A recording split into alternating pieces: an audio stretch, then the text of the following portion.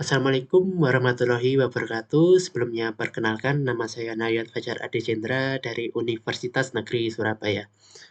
Nah, pada kesempatan kali ini saya akan menjelaskan mengenai cara kerja dari routing dinamik. Sebelumnya saya akan sedikit menjelaskan apa itu routing dinamik. Nah, routing dinamik adalah sebuah router yang memiliki dan membuat tabel routing secara otomatis dengan menerapkan lalu lintas jaringan dan juga dengan saling berhubungan antara router lainnya. Protokol routing mengatur router-router sehingga dapat berkomunikasi satu dengan yang lain, dan saling memberikan informasi satu dengan yang lain, dan saling memberikan informasi routing yang dapat mengubah isi dari forwarding table, tergantung keadaan jaringannya. Dengan cara ini, router-router mengetahui keadaan jaringan yang terakhir dan mampu meneruskan data ke arah yang benar. Dengan kata lain, routing dinamik adalah proses pengisian data routing di tabel routing secara otomatis. Nah, selanjutnya ada macam-macam dari routing dinamik. Yang pertama ada RIP, kemudian ada IGRP, kemudian ada OSPF, kemudian ada IEGRP, dan yang terakhir ada BGP. Namun pada kali ini kita akan menggunakan RIP atau Routing Information Protocol. Nah, RIP itu sendiri merupakan salah satu protokol routing dinamik pada jaringan LAN atau WAN dan termasuk atau diklarifikasikan sebagai interior gateway protokol atau IGP. Nah, namun pada percobaan kali ini kita akan menggunakan RIP versi 2. Karena pada RIP versi 1 itu tidak mendukung CIDR. Kemudian selanjutnya kita langsung ke percobaan saja. Yang pertama ada skenario. Dalam percobaan ini kita akan mensimulasikan routing statik pada praktikum menjadi routing dinamik dengan menggunakan routing protokol RIP versi 2 yang melibatkan 3 router dan masing-masing router memiliki network di bawahnya seperti gambar. Ini seperti yang kemarin yang routing statik. Kemudian selanjutnya buat simulasi jaringan seperti gambar di atas termasuk setting IP gateway, router, IP address PC, netmask PC, dan gateway PC. Nah, selanjutnya isikan network routing RIP setiap router sebagai berikut. Langsung saja ke Cisco Packet Tracer-nya. Nah, di router ini kita akan mengatur bagian RIP. Di sini kita akan memasukkan network address-nya. Cuma setiap kita masukkan contoh kita masukkan network address seperti ini 14.14.14.0. Saat kita add, nah di sini akan langsung 0 karena default kelasnya full, maka apapun network address yang dimasukkan akan 0. Nah, di sini kita dapat melihat network address-nya ini mengarah dari router 1 ke router 2. Kemudian ini dari router 1 ke router 3 dan ini ke PC 1. Kemudian untuk router 2-nya kita dapat melihat network address-nya seperti ini 12.00 ini mengarah dari router 1 ke router 2. Kemudian ini dari router 2 ke router 3 dan ini ke PC 3. Nah, sementara untuk router 3 network address-nya ada 4 karena yang 2 adalah ini server. Ini mengarah ke router 1. Kemudian ini ke router 2. Ini ke server 1 dan ini ke server 2. Jadi untuk masing-masing router harus dipasangkan RIP sesuai. Kalau tidak, maka tidak akan bisa berjalan. Dan untuk statik harus kosong, tidak boleh terisi apa-apa. Nah, jika sudah memasukkan network routing RIP pada setiap router, maka kita akan ke tahap selanjutnya. Setelah selesai menambahkan network routing RIP, kita tambahkan perintah pada tab CLI setiap masing-masing router sebagai berikut. No auto summary dan version 2. Kita buka router 1. Nah, di sini kalian ketikkan no auto summary dan version 2 pada router pertama. Kemudian pada router kedua juga sama, ketikkan no auto summary dan version 2.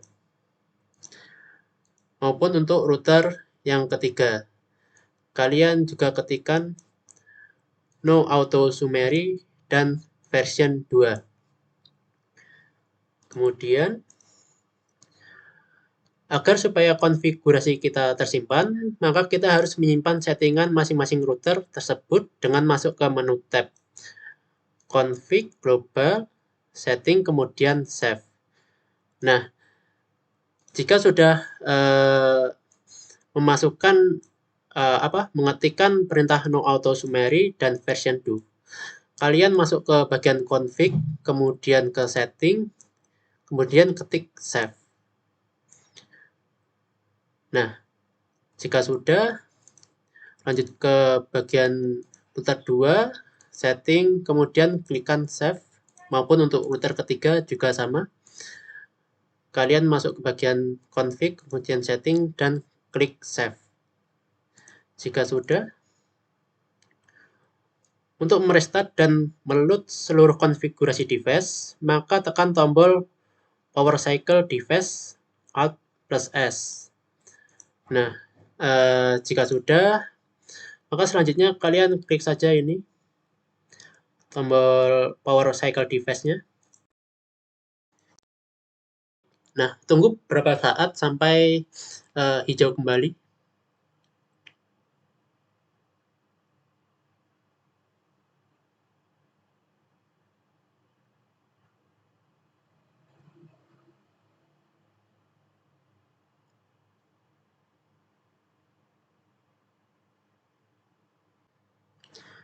Nah, jika sudah berwarna hijau seperti ini, maka kita akan masuk ke tahap selanjutnya. Sebelum itu, saya akan sedikit menjelaskan kenapa harus melakukan save pada network routing RIP. Nah, itu agar pada saat melakukan power cycle device, maka settingan pada setiap router tidak akan berubah. Nah, selanjutnya, untuk menampilkan tabel routing pada masing-masing router, silakan masukkan perintah berikut pada CLI router. So IP route, sehingga akan tampil hasil tabel routing sebagai berikut. Nah, untuk itu kita hanya perlu bagian pentingnya itu di huruf R ini untuk mengetahui apakah benar-benar network routing RIP-nya benar-benar masuk atau tidak gitu. Kita masuk saja ke packet tracer-nya, langsung di sini kita ketikkan show IP route. Nah, di sini kita dapat melihat ini menuju ke server 1 melewati router 3. Dan ini menuju ke server 2 melewati routing 3.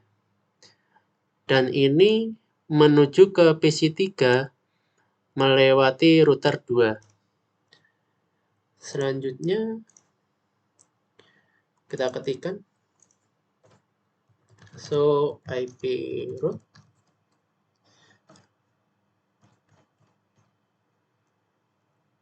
Nah, kita dapat melihat di sini ini menuju server 1 melewati router 3. Dan ini menuju server 2 juga melewati router 3. Nah, ini menuju ke PC 1 melewati router 1. Dan ini menuju ke PC 2 melewati router 1. Selanjutnya di router 3 kita ketikkan show IP route.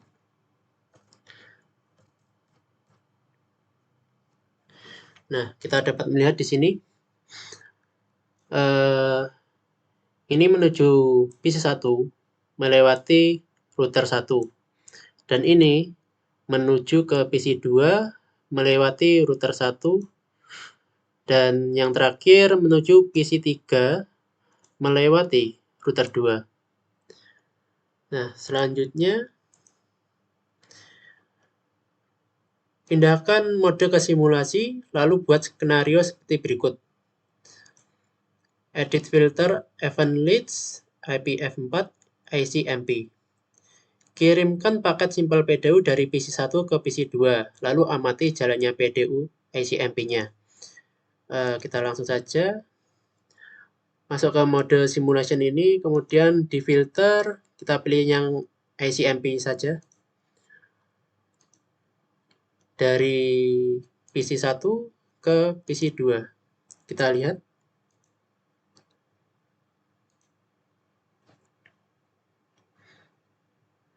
Kita restart ulang. Ya, dari PC1 ke router 1. Kemudian dari router 1 ke PC2. Maka akan kembali, harusnya kembali. Nah, dari router 1 ke PC1.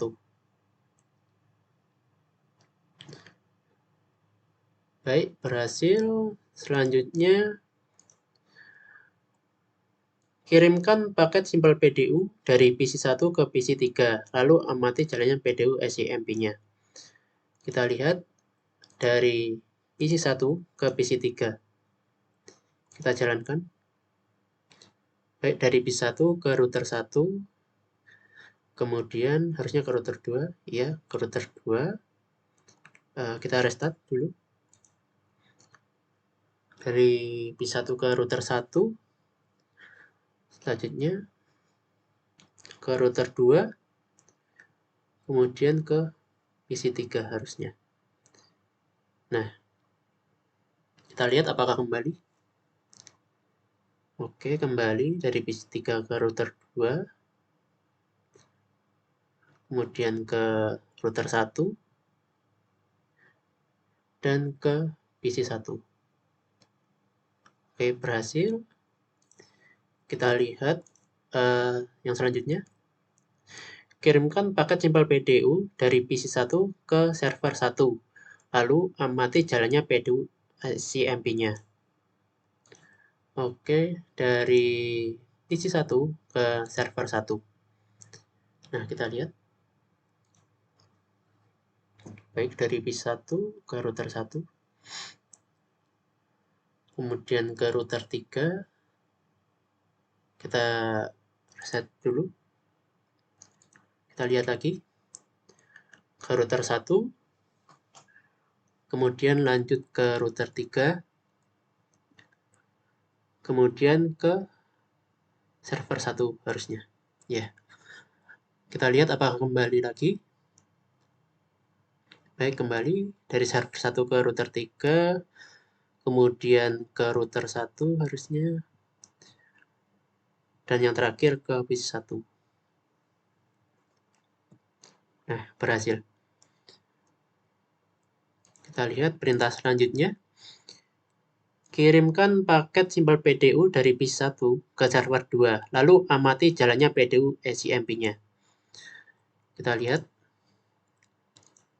Dari PC1 ke server 2.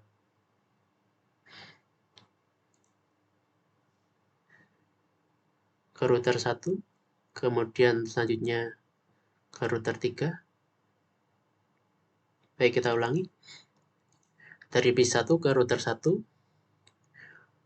Kemudian ke router 3 harusnya. Iya, ke router 3. Kemudian ke server 2. Nah, kita lihat apakah kembali. Dari server 2 ke router 3. Kemudian next ke router 1. Dan ke PC1 harusnya. Ya, betul, berhasil. Baik, selanjutnya setelah selesai membuat simulasi pada poin 3, kembalikan mode ke real time, lalu coba lakukan tracing dengan arah seperti poin 3, lalu amati hasil penerusan rootnya. Baik, langsung saja. Oke, kita coba dari PC1. Nah, di sini kita ketikkan sebentar. Tracer 33.33.1. Nah, kita dapat melihat ke server 1 ini melewati routing 1, ya, kemudian ke router 3, kemudian ke server 1. Kemudian kita cek ke server 2. Tracer 43.1. Nah, kita dapat melihat ini melewati router 1, kemudian ke router 3, kemudian ke server 2. Coba kita lihat ke PC3. Tracer 192.1.253. Nah, kita dapat melihat ini melewati router 1, kemudian ke router 2, dan yang terakhir ke router 3. Nah, selanjutnya ke tahap berikutnya. Buat skenario jalur routing R1 sampai R3. Jalurnya putus dengan mendisable salah satu interface router yang terhubung dengan R1 sampai R3. Misal, interface serial R3 arah R1, kemudian tunggu sekitar 15 sampai 20 detik. Baik, kita praktekkan saja langsung. Nah, langsung saja kita ke router 3. Nah, di sini kita masuk ke serial 2. Kemudian kita bagian port status kita off kan, kita matikan agar jalurnya terputus dari router 1 ke router 3. Nah, kita dapat lihat bahwa ini merah. Kemudian kita tunggu 15 sampai 20 detik agar jalur routing dinamiknya otomatis berubah.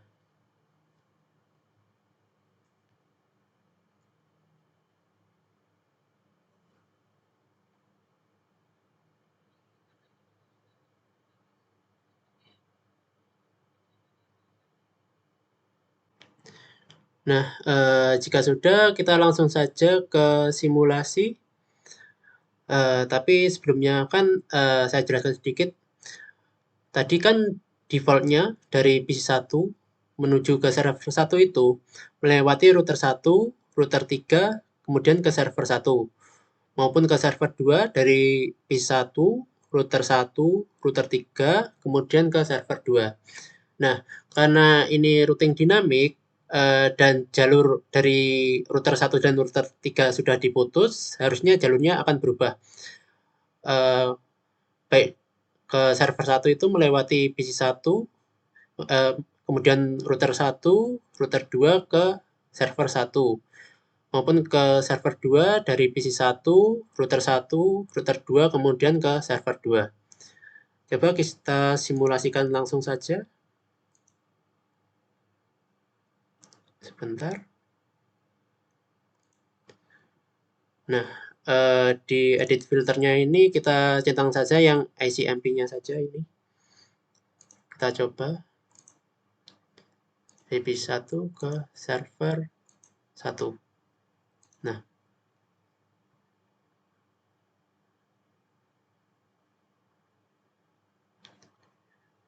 sudah benar dari router 1 ke router 2, kemudian ke router 3, dan ke server 1 harusnya. Nah, apakah kembali? Ya, dari server 1 ke router 3, kemudian ke router 2, kemudian ke router 1. Nah, ke router 1, kemudian ke PC 1. Oke, berhasil. Selanjutnya kita coba ke server 2 dari PC 1. Dari PC 1 kita coba ke server 2. Kita start. Nah, ini dari router 1.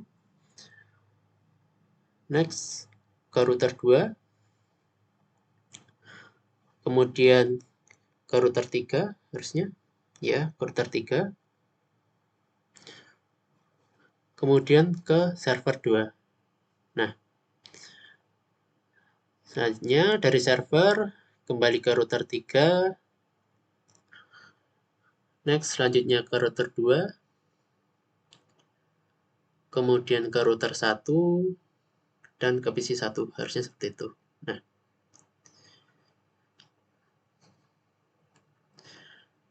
ya, sudah berhasil. Sekian dari saya. Apabila ada salah kata, wassalamualaikum warahmatullahi wabarakatuh.